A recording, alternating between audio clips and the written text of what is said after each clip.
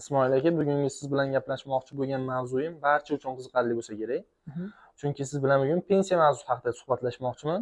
Hop, O'zbekiston Respublikasining har bir fuqarosi pensiya olish huquqiga ega. albatta. Yosh chegarasi erkaklar uchun 60 yosh, ayollar uchun 55 yosh. Hop. Lekin ushbu yosh chegarasiga yetmasdan ham pensiyaga chiqish mumkinmi?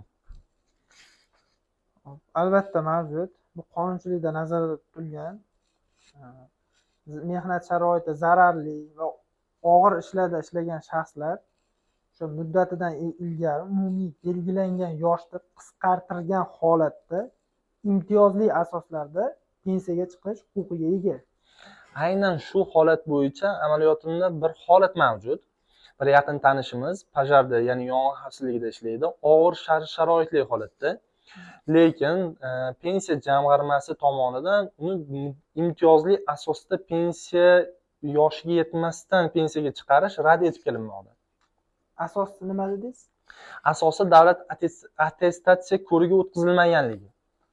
Xo'p, attestatsiya ko'rigida ish o'rni zararliligi holati bo'yicha attestatsiya ko'rigidan o'tkazilgan. Shunday. Xo'p, bu holatda ham qonunchilikda yechim bor.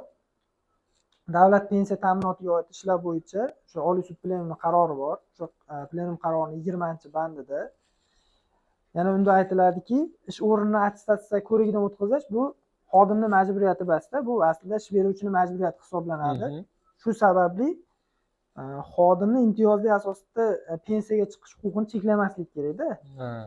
Shuning uchun sud o'sha ish o'rni haqiqatda zararli ish o'rni, og'ir mehnat sharoiti bo'ladigan bo'lsa, o'sha ish o'rnini attestatsiya o'sha zararli og'ir mehnat sharoiti to'g'risida o'sha fakt belgilaydi.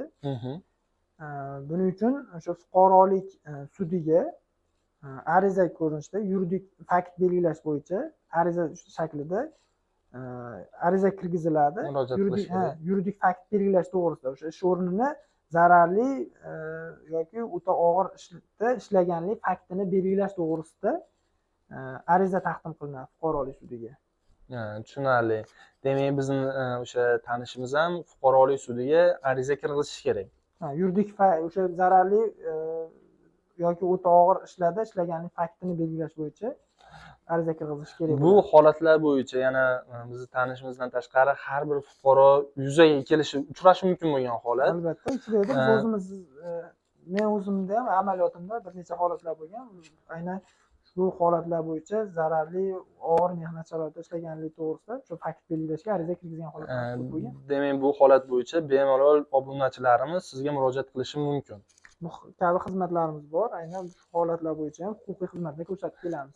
Tushunarli aka. Bergan yuridik ko'rsatmalaringiz, maslahatlaringiz uchun sizga kattakon rahmat.